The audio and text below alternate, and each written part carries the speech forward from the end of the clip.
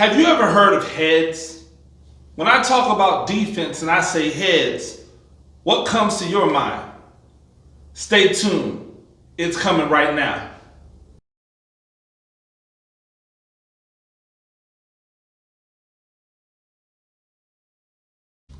Ladies and gentlemen, welcome back to another episode of X and O's to Joe's. I'm Coach Gene Clemens, Season 2, Episode 2. We are at our normal location on Monday, so make sure that you lock it in. The best way to do that, subscribe, like, hit the notification bell. That's going to tell you when we upload a new video. Every Monday we've got a new video for you. It is the springtime and we're trying to get better.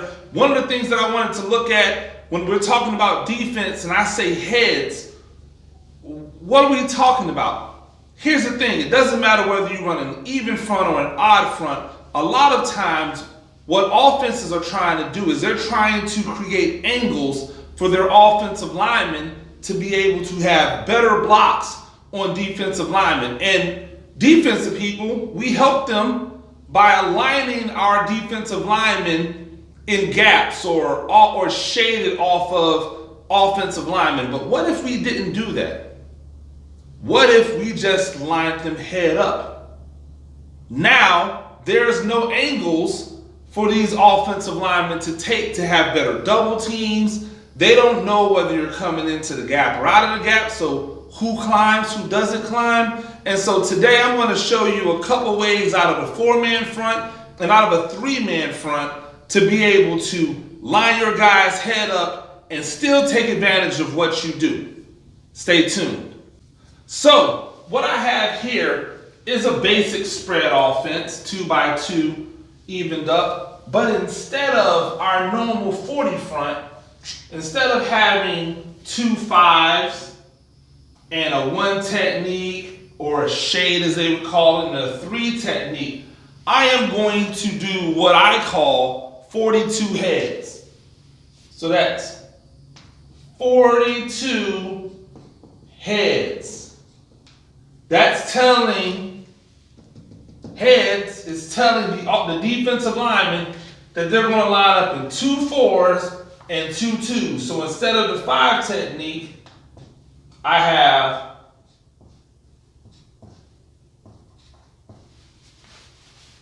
my defensive lineman aligned head up in a 4 by the ends and 2 2s by the tackle. Now, full disclosure, this does leave you vulnerable to quarterback sneak. However, since in today's society, a lot of people are not under center, how vulnerable are you really?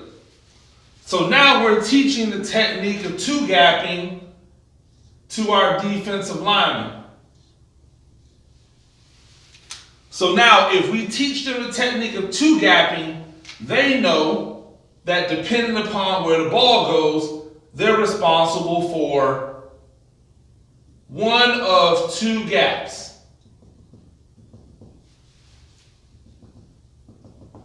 And the linebackers behind them, so it doesn't matter if you're in a 42, if you're in a 43, if you're in a 44, if you're in 30 front, so that would be a 34, 33, 35 if you designate differently.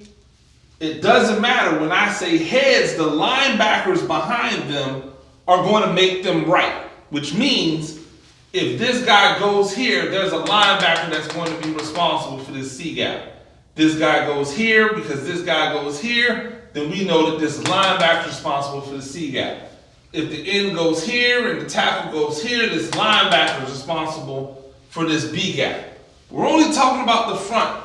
So now what we can do is we can 2 gap. So now anywhere they come, these offensive linemen can't climb. They have to stay on man. Well, if they have to stay on man and we know that the center is the only one to climb, if he doesn't try to double team, as soon as he leaves, somebody's going to jump into that gap.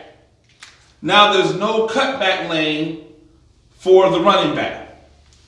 Now, well, wouldn't that make it easier for these guys to be reached? Of course it would make it easier for these guys to be reached. But that's why we teach the technique. If you feel yourself being reached, you fight. You fight, you fight, you fight, you fight, you fight. You make that guy have to cut back, and when he cuts back, guess what he's going to cut back into? A linebacker that's had an opportunity to scrape and doesn't have to worry about offensive linemen climbing to block him. That's the advantage. We occupy 4 for sure. We probably occupy 5 because one of these guards are going to need help with one of these tackles, and therefore we leave our linebackers to run free. So we got our ponies out here. We're in a 42 heads. We got our ponies out here. Corners over there. We're here, it's there. We got our free, running these alleys. So everybody's accounted for. All of your gaps are still accounted for in the same way, but we're not going to allow these guys to dictate what we do up here. So that's one way we can do it. We can 2-gap.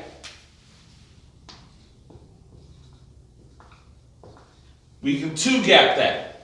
But we could also slant. And again, because they don't know where these guys are going to slant to, that gives us the advantage. So let me just do a quick little finger wave with this. Now, if we slant, it's really simple. Say we want to slant away from the back because we know that's where they like to run when the back is offset. So now the end is into C gap, tackles into B gap, tackles into A gap, end is into B gap. Well, there's 2 gaps that's unaccounted for. A gap, it's automatic for this guy. C gap, which would actually be that guy's responsibility. So when this quarterback runs, and this is what's fun about it, when the quarterback runs this zone, right? And he sees this end go this way and this guy occupied with number 2, he's going to think he can pull it. But he doesn't realize that this guy automatically knows he's C-gap. So he's going to take a step down, knowing he's C-gap, knowing these guys can't climb to him. If that guy pulls, boom, he's right there on him right now. So we're able to slant away. We cause havoc. If for some reason they went 3 by 1 and they brought this guy over here, you could bring your pony off edge, which allows your linebacker to be a completely free hitter. So now we've changed the game because they don't know what we're doing. They can't set up their normal combination blocks. If this guy lined up here and this guy lined up here, then these 2 guys would most likely just double team these 2 to here. But now, because this guy might go this way, this dude may decide he's going to double team front side. Well, if he double teams front side, this tackle's already into the gap. This back has nowhere to go. His punch is gone, his bounce is gone, and his cutback is gone. So now, what does he do? How does he become better? Obviously, we know how we can attack them with the blitz. That's easy. All of the games that we can play, 3-man games on blitzes between these 3 guys, these 3 guys, these 3 guys, right? But it allows our defensive linemen to keep our offensive linemen guessing for that half second more that allows them to get the advantage inside. Now stay tuned. I'm going to show you some 3-man front stuff that you'll be able to do the exact same type of theory with. Now we're back. And now what you want to do is, if you're in a 3-man front and you don't like the idea of having your ends in these 5 techniques, which essentially makes you 2 gaps vulnerable and pigeonholes your linebackers into these inside gaps, then how do you do that? You go heads. So I would go here in my 3-3 stack, I would go 33 heads. And again, the heads, and it could be anything. It could be heads, it could be heads, it could be heads. However you wanted to call it, you can make sure that you signal that they should be head up. Now what I get is I get a 0 and 2 4s. So I still get my 4s like I do in my 40 front, but now the 0 lined up to the center. Now, what you're probably thinking, well, coach, if we've got these uncovered linemen are just going to do what? They're going to climb, right? But the problem is, if these offensive linemen just take off and climb, and your defensive linemen are two-gapping, right? So if they're two-gapping, as soon as he climbs, they leave this gap vulnerable to these two defensive linemen. Remember, if they're two-gapping, then the linebackers make them right. So if he climbs, I know I can go inside because this linebacker is going to make me right on the outside. I know I can go inside because if this back cuts back, this linebacker is going to make me right on the backside. And the same thing here. If I go this way, if I go head up and I shed and I come this way, then I know that this back is going to make me right on that side. So that's how the two gap works. I get to not necessarily choose which gap I'm going to, but based off of what I read when I'm holding my offensive lineman up, that's where I'm going to go. So for instance, let's say if they ran zone, and we know in zone he's trying to work this way, he's trying to work that way, they're coming here inside zone, he's going to try to read off the backside.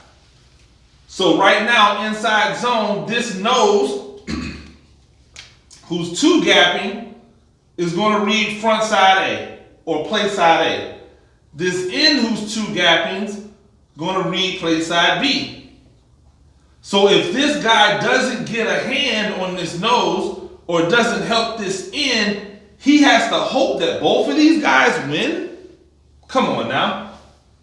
So now they have a chance to go. Well, let's say he hits this and cuts back. Well, if he cuts back and this guy went play side A, this Mike linebacker is in that gap. Also, when he climbs, because this is away from him, he sees that he's going to work in here to backside B. So he's there to help with the cutback. But what about the quarterback pulling? That's what he's there for. Once he reads and he sees his end go into the B gap, he knows that his read is C gap, and he can slow read that because the quarterback's slow reading that. So when the quarterback pulls it and he's here, he can just go here. His eyes have to be smart. He's got to be smart. Then he's got the pony out here to make sure they can't just go east and west. So an opportunity to shut down that zone just with a two gap. Now, if they decide that they're going to slant instead of two gap, because again, you may not have guys that you feel comfortable enough to slant with, to two gap with. Maybe you have guys that they're fast, we just want to shoot them into gaps. Okay, let's do that. So now instead of two gapping, we're going to slant them. We're going to slant away from where the running back is lined up, because we know that's where everything comes to. So this end is automatically here C gap. Nose automatically here A gap. And you can teach them to either slant where they work through the shoulder of the lineman that they are lined up on, or you can have them slant to the shoulder of the opposite guy or the nearest guy. So you could have him slant actually here. But either way, you're going to have them slant. Now, once they slant, he automatically knows. It's an automatic check. He's coming here because the pony has a number 2, so he can't be the 4th guy. That weak side guy knows he's that C-gap guy. He's coming off edge. So now we have our 4-man rush still, even out of the 3-man front. So now we go here, here, here, here. We slant. Look at the open gaps. Open gap is here. Open gap is here. The mic is there. The buck is there. So imagine him trying to climb immediately when the nose is slanting into the gap that he's leaving. Imagine him climbing immediately when the end is slanting into the gap that he's leaving. Now the back doesn't have the hole. He can't punch it. He can't cut it back. And he can't bounce it. And he thinks he can pull it, but really if he's smart, he can read 1, 2, 2 defenders means I can't pull it. But if he does pull it, he's sitting there waiting. It also helps because now we're defended versus an RPO. If they try to run the RPO off the backside, he's taken care of. He's taken care of. These guys can read the eyes of the quarterback. So they're going to read run. He pulls, read the eyes of the quarterback. He's coming. Free safeties over the top. So even if they complete some type of RPO, it's going to be for a very short game because everybody does their job. And that's the kind of chaos that that having your defensive lineman heads up can cause. They can 2-gap or they can slant. Both of them can cause you to have a lot of success with your defense. That's all the time we have today for X and O's to Joes. I've been Coach Gene Clemens. Now, just remember, this is just mere the basics of heads. You can do so much more with it. Trust me, we would have to do hour-long presentations if I was going to show you everything you can do in heads. However, if you ever want to know, leave a comment.